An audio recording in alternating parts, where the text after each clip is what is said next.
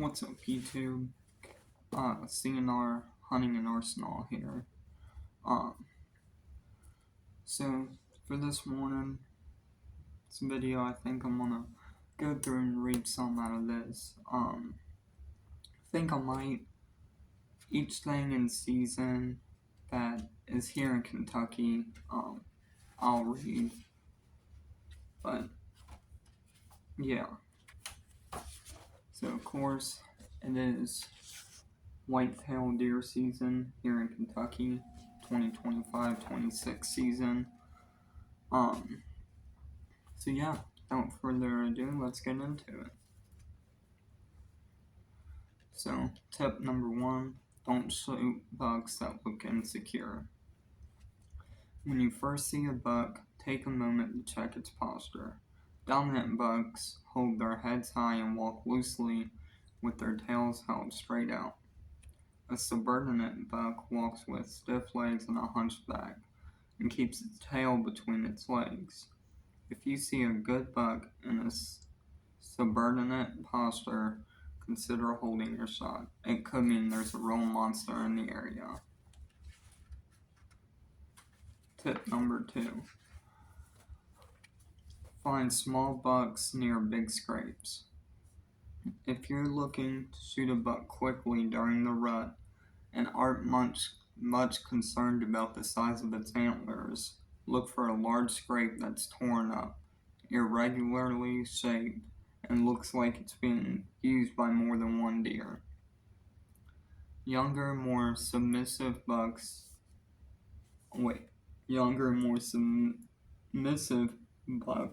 frequent such scrapes.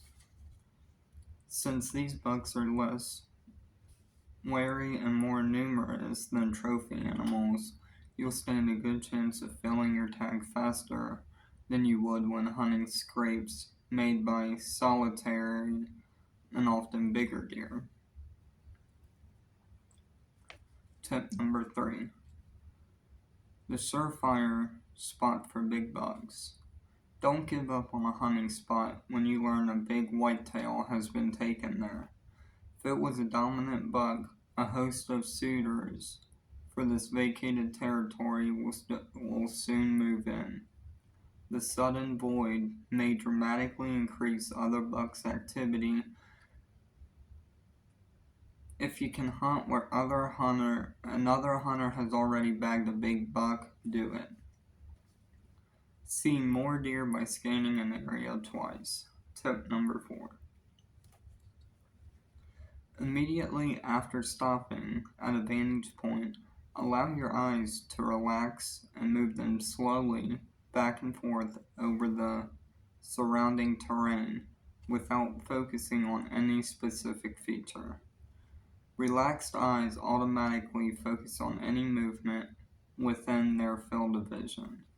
If no deer are moving in your immediate vicinity, shift to a tightly focused analysis of every piece of cover you can see.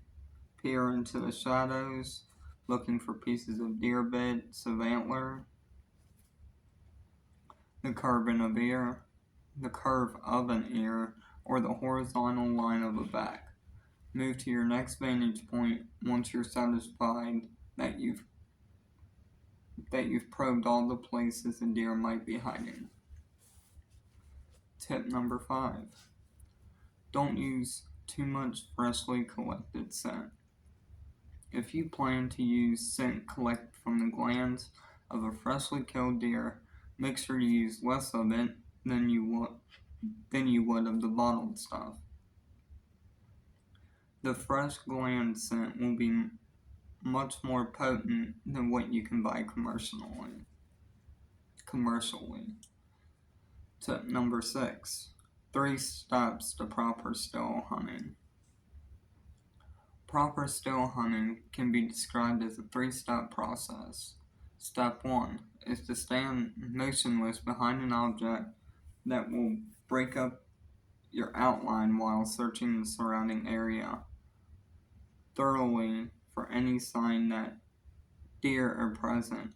Step 2 is to remain still and use your eyes to pick out a way a way forward that lets you place your feet on the quietest ground cover possible, such as bare rock, moss, wet leaves, or soft snow.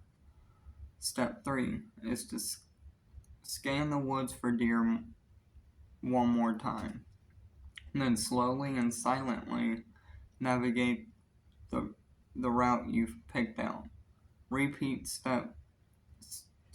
repeat steps 1 through 3 until you find your buck. Do not rush. A good still hunter will sometimes take an hour to traverse 100 yards of heavy cover. Tip number 7. Catch wary peak season bucks off guard during lunch. This will probably be the last one. Just because I don't want to read too much out of it and then be done with it before the end of this deer season. But tip number 7, catch wary peak season bucks off guard during lunch. Because of increased pressure during the rut, mature bucks will often change their patterns to avoid hunter activity.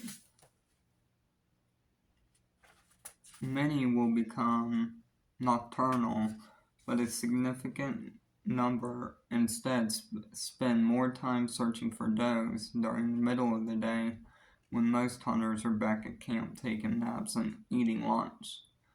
Try setting your stand during the hours before and after noon to catch these deers off guard.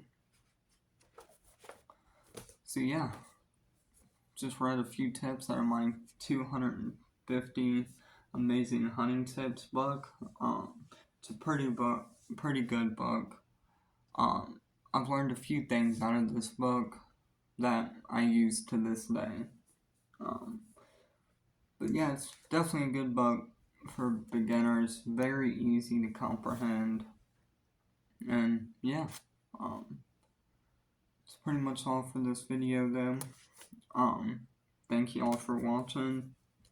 Make sure you all hit that like and subscribe button. And CNR Hunting and Arsenal is out. Stay hunting, my friends.